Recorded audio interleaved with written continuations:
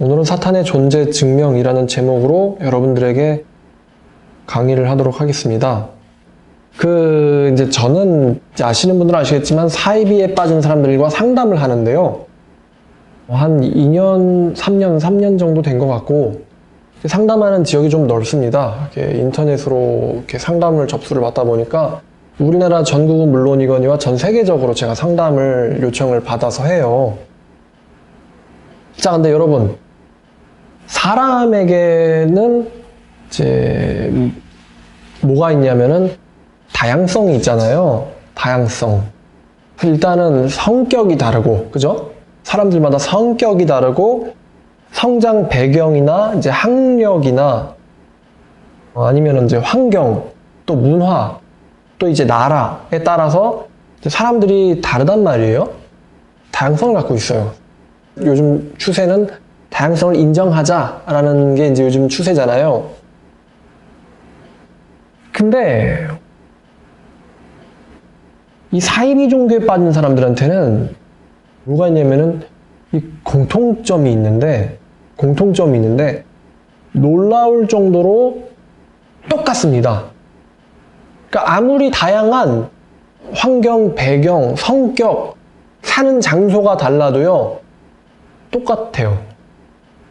제가 이거를 여러분들이 믿으실지 안 믿으실지 모르겠지만, 제가 수십, 수백, 수천 건의 이제 상담을 하면서 제가 깨닫게 된 것은 똑같다는 겁니다. 이 평소에는요, 아무런 이상이 없어요. 평소에는 아무런 이상이 없고 일상생활도 잘 합니다. 잘 하는 것처럼 보여요. 근데 이 사람들의 어떤 공통점이랄까요? 그 숨어있는 그거를 깨우는 키워드가 있거든요. 키워드가 있어요. 이 안에 잠자고 있는 뭔가가 있는데 그걸 깨우는 키워드가 있는데 바로 이제 자기가 속한 단체, 그쪽 교회 얘기가 나오거나 아니면 교주 얘기가 나오면은 돌변해요. 저도 본 적이 있는데 저는 그거를 빨간 눈이라고 말합니다. 빨간 눈. 왜 빨간 눈이냐면은 한결같이 피해자를 똑같이 얘기해요.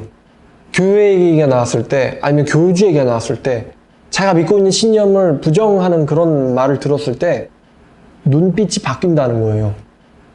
평소엔 그렇게 착하고 순종적이고 말 잘 듣던 내 아들이, 내 딸이, 우리 와이프가 갑자기 나를 죽일 것처럼 달려든다는 거예요. 근데 그때 눈이 빨갛대요. 빨갛다고 합니다. 그럴 줄을 몰랐어요. 그럼 저는 그냥 빨간 눈 보셨군요. 그럽니다. 보면은 소름이 쫙 끼칩니다. 사람의 눈이 어떻게 저렇게 빨갈 수가 있는지. 흰자가요, 빨개요. 그러면은 이제 제가 이제 놀라지 않은 척은 하지만 그 눈을 보고 나면은 오싹합니다. 그러면서 이 사람들이 정말 보통 사람은 생각도 못할 정도의 그 잔인함을 갖게 되는데 그 제보를 통해서 알게 됐어요. 어떤 집안에 엄마가 사이비에 빠졌고 엄마를 통해 가지고 애들까지 사이비에 빠졌어요. 근데 그거를 견디지 못한 아빠가 자살을 했어요. 자살을. 근데 그 엄마라는 사람이 하는 도리가 마귀가 들려서 자살했다는 거예요.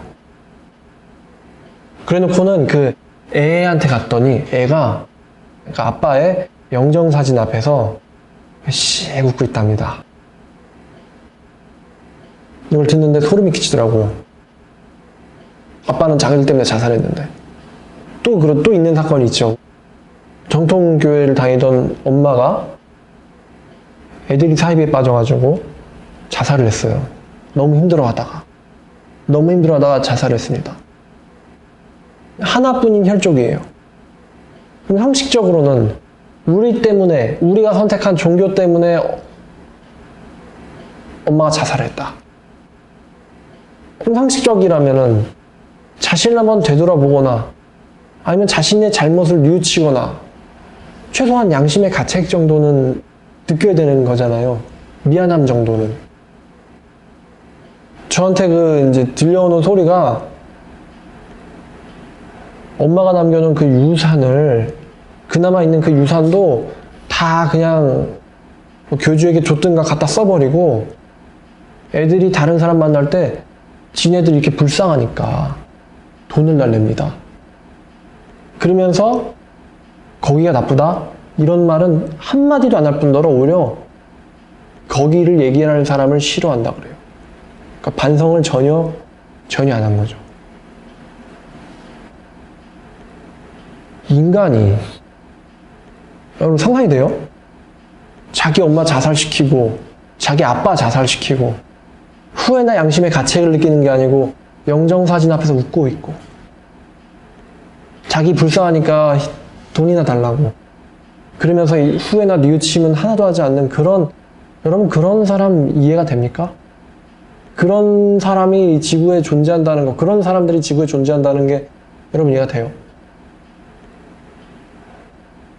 보통 사람은 생각할 수도 없는 이 잔인함을 갖는데, 이 잔인함이 얼마나 끔찍한지요, 정말 상상 초월해요.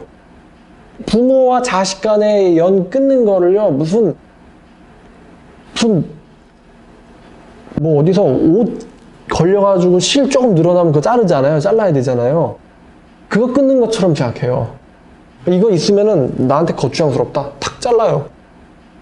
그러니까 수십 년 기른 부모의 정, 같이 산 부부의 정보다 잠깐 그 몇 달, 잠깐 그 몇 년 있었던 그들과의 그 연을 훨씬 더 중요하게 생각하면서 자기 때문에 울고 있는 가족들을 비웃고 조롱하고 멸시하고 그렇게 바뀌어요. 이렇게 냉정하도록 잔인하게 되는, 정말 어떠한 공포 영화에서도 볼 수 없는 이 냉정함과 잔인함, 이 잔인함을, 이러한 그 사이비에 빠진 사람들을 제가 상담을 하는데, 상담하는 지역이 이래요. 제가 이제 기억나는 대로 적어봤어요. 서울, 성남, 의정부, 인천, 강원, 대전, 대구, 광주, 부산. 솔직히 전국에서 다 아는 거죠, 우리나라에서는.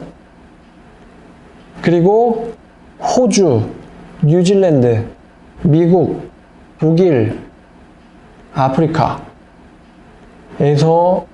상담을 합니다. 근데 놀라운 거는 이들이 지금 제가 언급한 사람들이 다 성격이 다르잖아요. 이런 데 사는 사람들이. 서울 사람 성격 다르고, 광주 사람 성격 다르고, 그죠? 일본 사람 성격 다르고, 문화가 다르니까. 근데 놀라운 거는 거기에 빠졌다, 사이비에 빠졌다 그러면요, 반응은 똑같아요.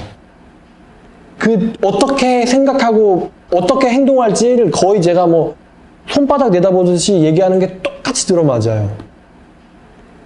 전 경험으로 얘기하는 건데, 그럼 어떻게 이렇게 똑같을 수가 있을까? 근데 더 웃기는 거는 전 세계적으로 퍼진 한 사이비만 그런 게 아니라, 사이비 계열이면요, 그래도 반응이 똑같습니다. 대화하는 그 패턴이 똑같고요, 사고하는 방식이 똑같고요, 그 상대방의 논리에 반응하거나 피하거나 하는 그 논리 방식이 똑같아요. 어느 사이비에 상관없이 똑같아요, 반응이. 그러니까 사람이 다양성을 갖고 있다가 딱 그 키워드만 나오면은 똑같하게 변하는 거예요. 무슨 여러분 뭐 공포 영화나 아니면 무슨 스릴러 영화에서 범인이 어떤 키워드만 딱 들으면은 평소에 멀쩡했던 사람인데 그 키워드 하나만 딱 들으면은 갑자기 살인마로 돌변하잖아요. 지능적 살인마. 근데 똑같다 이겁니다. 마치 영화 보는 것처럼요. 심지어는요, 탈퇴하고 나서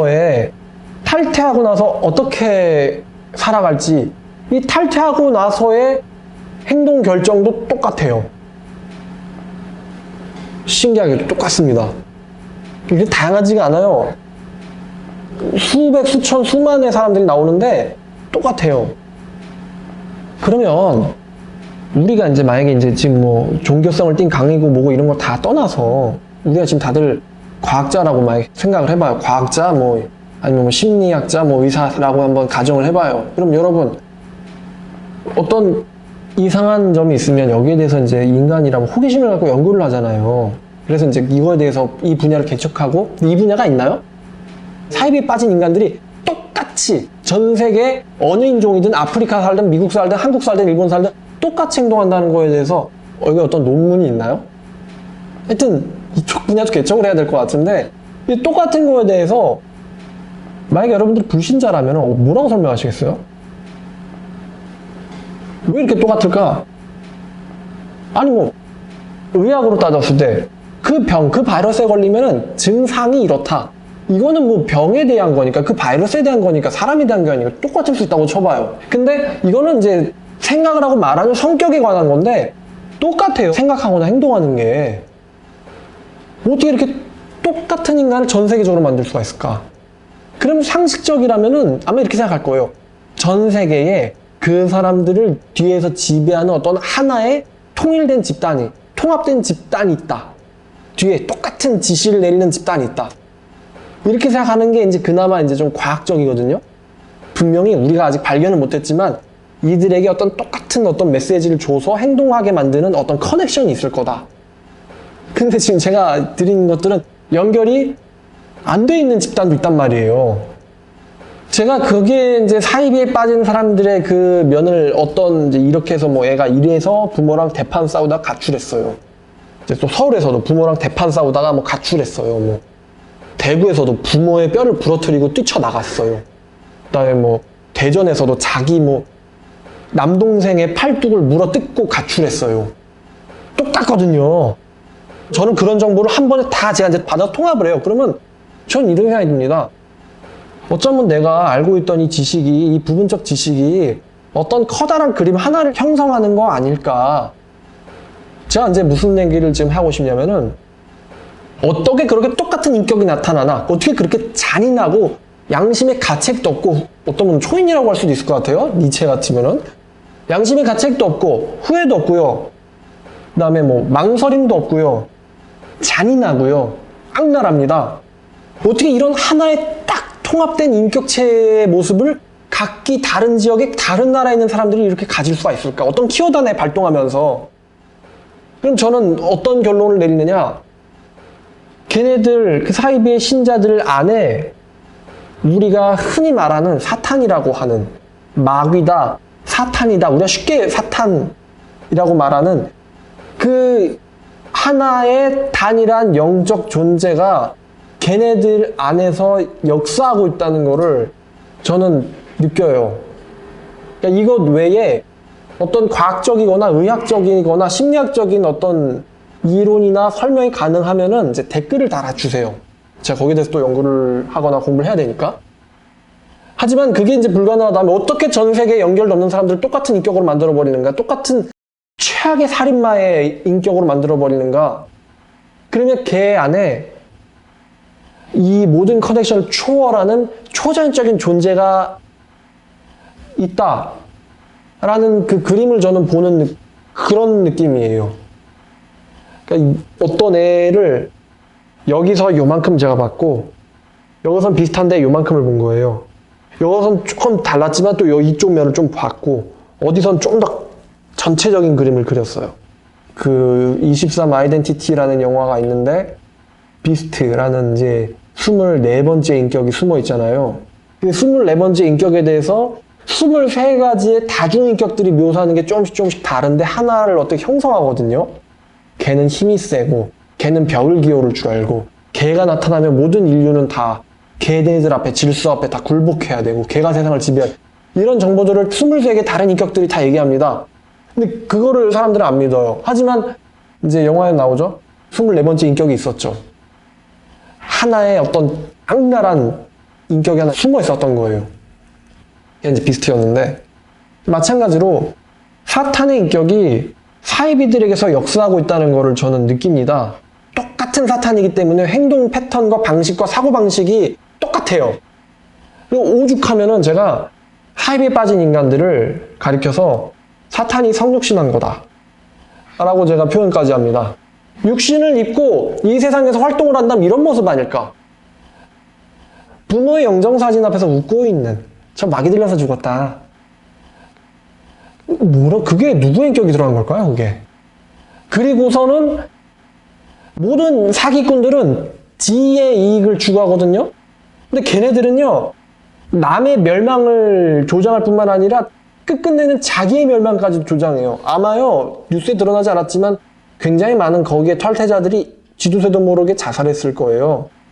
자살했을 겁니다. 뉴스에는 그 종교 때문에 자살했다, 이렇게는 안 나오죠. 하지만 자살했을 거예요. 끝끝내는 자기의 파괴까지도 합니다. 그럼 남도 파괴하고 자기도 파괴하는 이 가늠이 안 되는 이 잔인함, 이 무서움을 우리가 누구에게서 이거를 얘기할 수 있을까요? 어떤 영적 존재가 그 사람 뒤에서 역사하고 있다는 증거 아니겠습니까? 증거 아니겠어요, 이게? 비겁하고 자비 없고 악랄하며 거짓말을 너무나도 태연하게 수천, 수만, 수십만 명을 속이면서도 낯빛 한 변하고 태연하게 거짓말을 하는, 어떻게 이게 가능합니까? 우리가 이제 영화에서 연기를 하면 이제 신이 들려야 된다고 하는데, 진짜 신 들린 거죠. 연기 초보도 그 신만 딱 들리면요, 너무나 감쪽같이 싹 속이는 거예요, 상대방을. 수십 년을 길러 부모까지 다 속아요. 그건 알 거라고. 가출하고 나서 없어졌는데도 그건 아닐 거라고. 그 정도로 속여요. 걔네들 안에서 역사하는 인격은 한 단일한 인격이기 때문에, 걔네들 안에서 역사하는 그 인격은 하나의 단일한 인격이기 때문에 목적이 있거든요. 사이비의 문제에서는 걔네들이 어떤 정말 너무나 분명한 한 가지의 목적을 가지고 활동을 한다는 겁니다. 이게 뭐냐면요, 만약에 내가 탈퇴를 했어요. 탈퇴를 했으면은 거기가 사기 집단이에요. 그러면은 사기 집단에서 한 말은 전부 다 가짜죠. 그죠? 전부 다 가짜라고 봐야 되는 거 아니에요, 사기 집단에서 한 말이면은. 근데 사기 집단에서 한 말을요, 나오고 나서도 믿어요. 어떤 정보들을 걔네들이 잘 믿냐면은, 정통교회에는 말씀이 없고 썩었다, 그리고 정통교회를 들어가면 안 된다, 이런 정보들을 걔네들이 믿고 있거든요, 나오고 나서도. 그래가지고 나왔음에도 불구하고 정통교회를 못 갑니다. 그래서 제가 그 각 지역에 나온 탈퇴자들을 이렇게 연락을 컨택을 하다 보니까 얘네들이 안 가는 줄 알았는데 못 가는 거였더라고요. 왜 못 가는지를 이렇게 계속 질문을 통해서 심층 의식을 들어가 봤더니, 이 생각 속에 정통교회를 가면 안 된다라는 코드가 심어져 있더라고요. 어떤 코드가 뇌에. 그럼 그 코드를 남겨놓은 애가 그 사이비 집단이거든요. 그럼 사이비 집단에서 왜 그런 코드를 남겼을까? 일단은 그 코드 때문에 나갈 수가 없어요. 나가고 싶어도. 뭔가 나가야겠는데 나갈 수가 없어요. 왜냐면 하는 말이 나가면 끝이래, 죽는데. 그리고 바깥에 답이 없는 건 니도 받지 않느냐. 그것 때문에 못 나가요. 그리고 간신히 나왔어도 그게 남아가지고 못 들어가요, 정통으로. 그럼 왜 못 들어가게 그 코드를 남겼을까? 이미 나간 사람은 상관없잖아요, 사이비 쪽 입장에서는. 왜 그런 코드를 남겼을까라고 생각을 해봤더니 두 가지가 딱 떠오르는데, 제일 유력한 게 이거예요. 만약에 탈퇴자가 정통교회로 흡수가 되면은 정통교회가 한마디로 사이비에 대한 면역 체계를 갖추지 않겠어요? 그렇죠? 그러니까 자기들에 대해서 가장 잘 알고 있는 요 항체가 정통교회 안에 생기면 안 되는 거예요. 왜냐면 얘네들은 우리들이 파괴해야 되고 기생해야 되고 훔쳐야 되든 우리 공격의 대상이거든요, 정상세포들은. 정상세포에게 그러한 유전 정보를 남겨주면 안 되기 때문에 진화한 거죠. 정통교회는 가지 못하게 하는 코드를 남겼을 것이다 라고 하는 게 제가 추측한 첫 번째 이유고, 두 번째 이유는 어떻게 해서든 정통교회가 양적 성장을 하면 안 되기 때문에, 그러니까 정통교회에서 빼놓았지만 들어가는 건 정통교회는 안 되는 거예요. 계속 평생 동안 방황하게 만들어요. 힘들어하고 방황하게. 정통교회가 세지는 걸 막기 위해서, 정통교회가 자기들에 대해서 대응력이 늦어지게 하기 위해서. 그럼 34년 동안 우리가 이제 사이비에 당했으면은, 정통교회가 이쯤 되면은 그런 사이비에 대해서는 전문 지식을 가질 법도 됐는데, 정통교회가 여전히 다 잘 모르거든요. 그래야지만 걔네들을 또 빼앗을 수가 있잖아요. 똑같은 수법을 계속 당하게 해가지고. 자, 이게 이제 그 사이비 집단의 목적이라 한다면은, 똑같이 행동하는 이 사이비 집단, 전 세계적으로 똑같이 행동하는 이 사이비 집단 내부에 있는 어떤 어둠의 악한 존재에게 목적이 있다고 한다면 걔의 목적은 뭘까? 걔의 목적은 뭘까? 걔는 무슨 생각을 하고 있을까? 걔는 우리가 사탄이라고 이름하는 걔는 무슨 생각을 하고 있을까? 걔의 목적이 뭐예요? 걔의 목적이 뭐예요?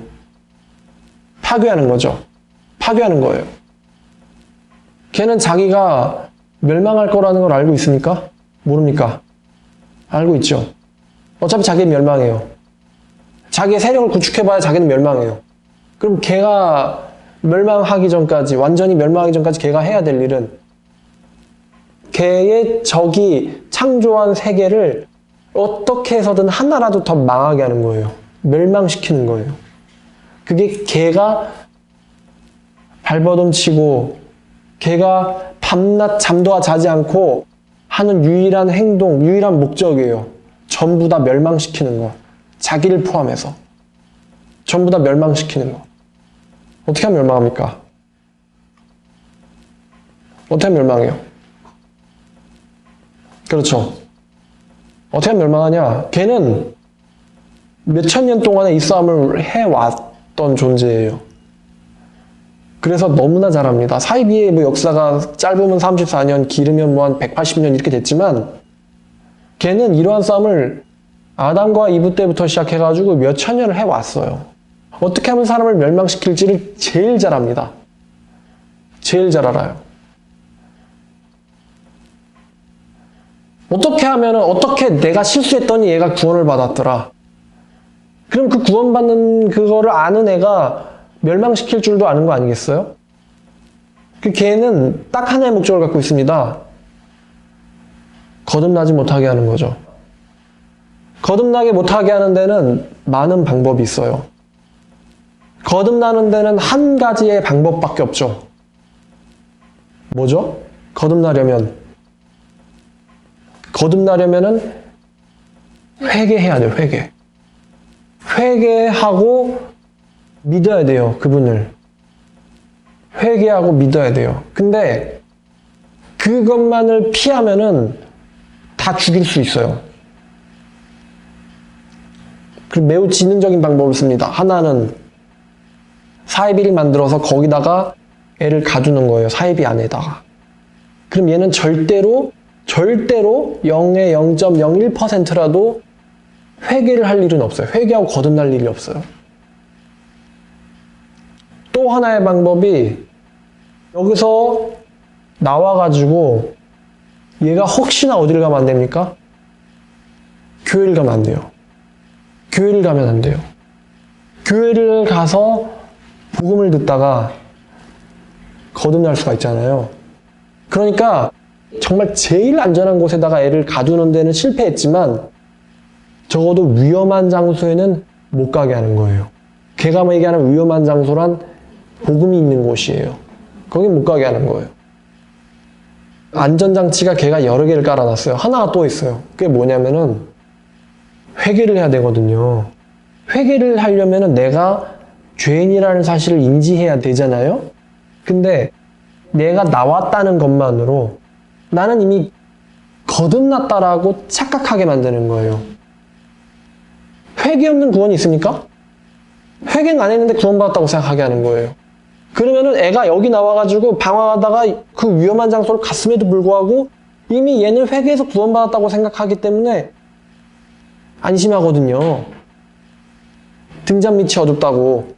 정통교회에 다니니까 나는 구원받았겠지 라는 생각을 싹 주입해가지고 회심은 못하게 하는 겁니다. 그래서 제가 탈퇴 얘기할 때 개종과 회심이라는 단어를 좀 구분했어야 된다고 제가 얘기를 하는 겁니다. 개종은 종교가 바뀌는 게 개종이고 회심은 예수께로 마음이 돌아간 게 회심이거든요. 회심은. 개종과 회심은 달라요. 단어도 다릅니다. 종교는 개종하는 거지만 주님께로 귀의한 건 회심이라고 하거든요. 기독교적 용어로. 이 중에 하나에라도 걸리면 얘는 천국에 못 갑니다. 이렇게 아주 수백만, 수천만이 속는 이런 악랄한 장치 안에 이 장치를 고안해가지고 어떻게 해서든 그 유일한 답을 못 가게 만드는 이러한 악랄한 존재. 이 존재를 우리가 봤을 때 우리가 이거를요 한마디로 말하면은 미혹의 역사한다라고 표현을 하지만 우린 정말 이걸 보면서 사탄이 존재한다고밖에 생각할 수가 없어요. 그렇지 않고서야 어떻게 전 세계적으로 인간들이 똑같이 생각하고 행동한다는 거를 어떻게 설명할 수가 있어요? 똑같이 생각하고 행동한다는 거. 약간 좀 예를 들면은 이슬람에 빠진 사람들, 특히 이슬람에 심하게 빠진 사람들은 어느 나라 사람이든 어느 인종이든 상관없이 똑같이 행동할 수 있잖아요. 그쵸? 걔가 원래 뭐 시리아 출신이다, 이란 출신이다, 이라크 출신이다. 뭐 그럴 수도 있죠. 상관없어요. 영국 출신이다. 그죠? 오스트레일리아 출신이다. 뭐 오스트리아 출신이다. 똑같잖아요. 행동하는 게. 그죠? 뭐가 걔를 그렇게 똑같이 만드는 걸까? 뒤에 어떤 지령이 있는 걸까? 그 수십억 인구를 똑같이 하나로 만드는 어떤 지령이 다 수십억 인구에게 다 걸려있을 커넥션이 있을까요? 그게 아니라면은 뭔가 어떤 인간의 힘으로는 감당하기 어려운 힘이 있다는 거거든요. 뭐 불신자들은 이건 네 생각이지 이렇게 생각할 수 있어요. 근데 저는 그래서 말하는 거예요. 불신자들의 이론들 중에 심리학이나 의학이나 이런 것 중에 이 말도 안 되지만 이 질서 있는 이 뭔가를 가지고 어떤 이론이 있냐, 이걸 연구한 어떤 이론이 있냐는 거예요. 없다면은 우리가 여기를 통해서 영적 배우가 있다는 것을 느낄 수 있는 거죠. 근데 저는 이러한 얘네들에게서 사탄의 모습을 좀 볼 때 소름이 끼치긴 했는데 처음에는.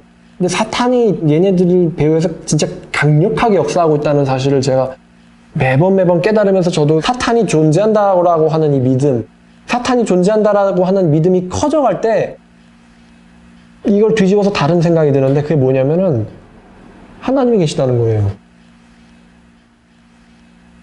얼마 전에도 저한테 이러한 상담이 왔었어요. 불신자예요. 세뇌가 존재한다고 믿냐? 자기가 세뇌라는 걸 못 봤지만 자기 주변 사람들이 이제 행동하는 거를 자기가 경험을 하고는 세뇌가 있을 수밖에 없다고 인정할 수밖에 없겠다라고 얘기하더라고요. 세뇌라는 게 눈에 보이진 않고 경험도 안 해봤는데 자기가 최근에 당한 일들을 보니까 세뇌라는 게 있다고 믿을 수밖에 없다. 여러분 세뇌 경험해봤어요? 여러분들이 세뇌를 경험했던가 세뇌당한 사람들을 여러분들이 부딪혀가지고 한번 경험을 했던가. 근데 세뇌라고 말하고 그냥 띠 끝나면 되는데 그럼 그 세뇌 배우에 뭐가 있을까? 그러니까 이 세뇌를 걸어서 자기를 파괴하는 이러한 일을 하는 그러한 어떤 암흑의 힘이 있는 거 아니에요? 그래서 제가 이렇게 물었죠. 당신은 지금 일반 인간들이 해결할 수 없는 일이라 생각하고 이거는 성직자만이 해결할 수 있다고 생각하고 전문가인 저에게 연락을 했습니다. 당신은 지금 최소한 악마는 있다고 믿는 거 아닙니까? 그러니까 나를 찾았지. 악마가 없다면 왜 날 찾아요? 정신과를 가야지. 그죠? 악마가 없다면. 그러면 악마를 믿어야 되는 사람인데 세뇌가 있다는 건 믿지만 악마는 안 믿고 아니면 악마가 있다는 걸 믿지만 하나님은 안 믿는 게 말이 돼요? 그럼 결국 문제를 해결하려면 자기가 누구를 믿어야 돼요? 하나님 믿어야죠. 그러니까 제가요 이 하나의 인격체인 사탄이 사람들 뒤에서 전 지구적으로 역사하고 있다는 것을 제가 깨달으면 깨달을수록 저에게 느껴지는 확신이 하나가 하나님이 살아계시고 하나님이 이 세계를 주관하고 있다는 거예요. 그렇게 악랄한 인간들, 잔인한 인간들이 세계를 쥐흔드는 것처럼 보일 때 그때 저는 그것을 주관하고 있는 하나님을 또 느껴요. 바울이 한마디로 했잖아요. 한마디로 잘랐잖아요. 압축했잖아요. 그거를. 우리의 싸움은 혈과 육에 속한 것이 아니라고. 그러니까 우리가 이거를 정통교회를 다녔던 분들은 이 말씀을 다 아시죠? 모르는 사람이 없단 말이에요. 우리의 씨름이라는 단어보다는 싸움이 좋겠어요. 우리의 싸움은 혈과 육을 상대하는 것이 아니요 통치자들과 권세들과 통치자들과 권세들은 이제 복수잖아요. 그런데 이 어둠의 세상 주관자들과 하늘에 있는 악한 영들을 상대함이라. 그럼 이 세상을 통치하는 이 악한 영들, 그 영들을 지배하는 한 대상이 있죠. 그러니까 우리가 혈과 육에 속한 게 아니고 악한 영들과 이 세상 주관자들과의 싸움이다. 영적으로 암흑의 힘을 통해서 이 세상의 주권자들을 주관하고 있는 이 말씀을요, 사탄의 일관성, 통일성을 볼 때마다 이 말씀이 더욱더 강하게 느껴지는 겁니다. 자, 그럼 이제 이 설교는 이제 정리하자면 사이비에 빠진 가족을 둔 사람들 입장에서는 제가 지금 말했죠. 제가 아마 이거 그 두 번째 사이비인을 알자 두 번째 설교에 이어서 들으면 아마 되게 이해가 잘 되실 건데 두 번째에서 걔네들이 얼마나 상상 초월하게 위험한지 제가 말씀을 드렸어요. 근데 만약에 이제 여러분의 가정 내에 사이비에 빠진 애가 있다면 걔도 다르다는 게 똑같다는 거예요. 똑같다는 거죠. 똑같은 녀석의 영을 갖고 있으니까. 그리고 이제 불신자들에게, 무신론자들에게는 이렇게 전지구적으로 똑같은 성격을 어떤 키워드 하나에 눈색까지 바뀌어가면서 발동을 하는데 이걸 어떻게 우리가 심리학적으로 설명할 수 있을까? 과학적으로 설명할 수 있을까? 이성적으로 이해할 수 있을까? 다 겪어본 무신론자들은 한결같이 얘기하더라고요. 자기가 하나님은 모르겠는데 그 마귀가 있는 건 믿어진대요. 빨간 눈 보니까 마귀가 있는 건 믿어진다. 그러니까 수십 년을 무신론자였던 사람도 자기 가족에 사이비가 한 명 걸리면요 신을 믿어요. 자, 그러면 이제 우리 크리스찬들의 입장에서는 우리는 그러면 누구를 믿어야겠어요? 하나님 믿어야겠죠? 하나님 믿어야겠죠? 하나님. 그 녀석이 셉니까? 그분이 셉니까? 그분이 세죠? 이거는 한글로만 가능하거든요? 그러니까 우리가 이 싸움에서 이기려면은 인간적인 힘으로 이겨야 됩니까? 그러니까 인간의 육체적인 힘, 지식적인 힘으로 이겨야 됩니까? 아니면 걔네들의 영적 암흑의 힘이 있다면 성스러운 영적, 그러니까 밝은 빛에 속한 성스러운 힘도 있지 않겠어요? 영에 속한 사람, 성경이 얘기하는 영에 속한 사람 다 같진 않거든요. 하나님의 사람이라고 해서 다 똑같진 않아요. 갓난애기가 있고 장성한 사람이 있죠. 장성한 사람. 그러니까 그 재밌는 얘기가 있잖아요. 그 사도행전 19장이에요. 그러니까 제가 한 이 강의를 듣고 나서 이 말씀을 읽으면은 좀 더 리얼해지지 않습니까? 이에 돌아다니며 마술하는 어떤 유대인들이 시험삼아 악귀 들린 자들에게 주 예수의 이름을 불러 말하되 내가 바울이 전파하는 예수를 의지하여 너희에게 명하노라 하더라. 유대의 한 제사장 스게와의 7 아들도 이 일을 행하더니 악귀가 대답하여 이르되 내가 예수도 알고 바울도 알거니와 너희는 누구냐 하며 악귀 들린 사람이 그들에게 뛰어올라 눌러 이기니 그들이 상하여 벗은 몸으로 그 집에서 도망하는지라. 에베소에 사는 유대인들과 헬라인들이 다 이 일 때문에 두려워하여 주 예수의 이름을 높이고, 그러니까 마귀 때문에 예수 믿는 거죠. 믿는 사람들이 많이 와서 자복하며 행할 일을 알리며 또 마술을 행하던 많은 사람들이 그 책을 모아 가지고 와서 모든 사람 앞에서 불사르니 이 책값을 계산한 즉 은 5만이나 되더라. 이와 같이 주의 말씀이 힘이 있어 흥황하여 세력을 얻으니라. 마귀의 역사에 대해서, 귀신 들림에 대해서 한 얘기를 드리면요, 이거 제가 거라사의 광인 설교할 때 한번 언급했었는데, 사탄 마귀는요, 그 시대 사람들이 무서워하는 형태의 옷을 입고는 나타난다고 합니다. 그러니까요, 그때 거라사인이 무덤 근처에 살았거든요. 무덤에서 살면서 옷을 입지 않고 괴성 지르면서 쇠사슬을 끊고 그랬어요. 자, 그럼 무덤 근처에 산다고 생각해 보세요. 어떤 애가 있는데 걔가 무덤 근처에 있으면서 자꾸만 소리 지르고 옷을 안 입어요. 그러면은 무덤이라고 하니까 이제 옛날 같으면 빛도 없는 어떤 공동묘지 뭐 이런 걸 생각하겠지만 오늘날로 보면 이제 추모관이 될 수도 있잖아요. 자꾸만 추모관 근처 앞을 얼씬거리면서 옷을 안 입고 소리를 질러요. 그럼 여러분들 이게 좀 웃기죠? 코믹하단 말이에요. 근데 생각해보세요. 2000년 전이에요. 빛도 없어요. 무덤 근처 삽니다. 소리를 질러요. 그 당시 유대인들은 얼마나 그걸 보면서 소름이 끼쳤겠어요. 그 당시 인간들이 할 수 있는 게 쇠사슬인데 오늘날엔 그냥 뭐 테이저만 쏘면 되잖아요. 근데 쇠사슬인데 그걸 끊어요. 통제가 안 돼요. 그 당시의 기술로는. 그러니까 이제 그걸 본 유대인들이 무섭단 말이에요.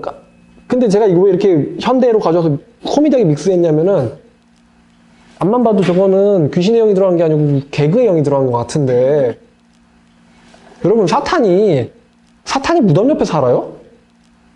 아니죠. 아니란 말이에요. 근데 그 당시에 유대인들한테 그렇게 역사했어요. 자, 우리나라의 귀신들은 항상 무슨 색깔 옷을 입고 다녀요? 하얀색 옷을 입고 다니죠? 소복 입고 다닌단 말이에요. 그럼 사탄이 하얀색 소복 좋아합니까? 아니란 말이에요. 그리고 저승사자는 항상 옷이 무슨 색이에요? 까만색이죠? 까만색. 그러면서 한국 저승사자는 이 갓 쓰고 있죠? 그 다음에 이제 서양 저승사자는 무엇을 들고 있어요? 낫 들고 있죠? 그럼 사탄이 까만색 갓이랑 낫을 좋아하는 거예요? 아니잖아요.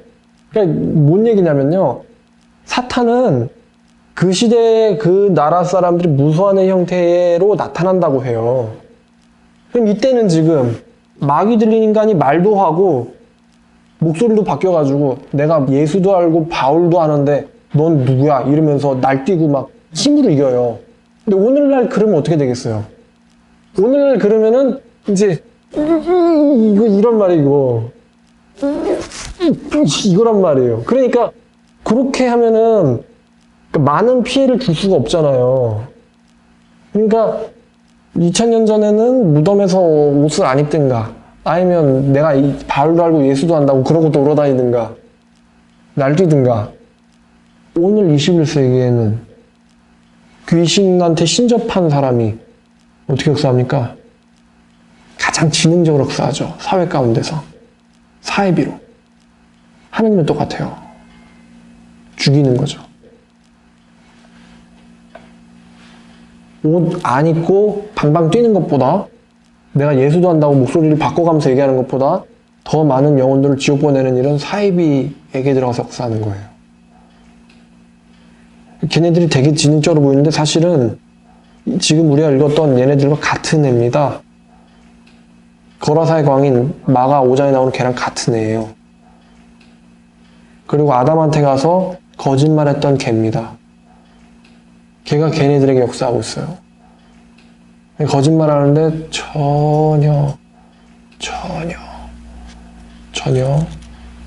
죄의식이 하나도 없죠. 여러분들은 상상도 못할 겁니다. 걔네 거짓말 얼마나 그 거짓이 심각한지 여러분들 상상도 못할 거예요. 속고 나서 깨닫죠. 망했구나. 제가 이 강의를 왜 만들겠어요? 망하기 전에 미리 깨달으라고 만드는 거 아니겠습니까? 하나님 미리 의지하라고. 자, 그런 저와 여러분 되기를 주님의 이름으로 축원합니다.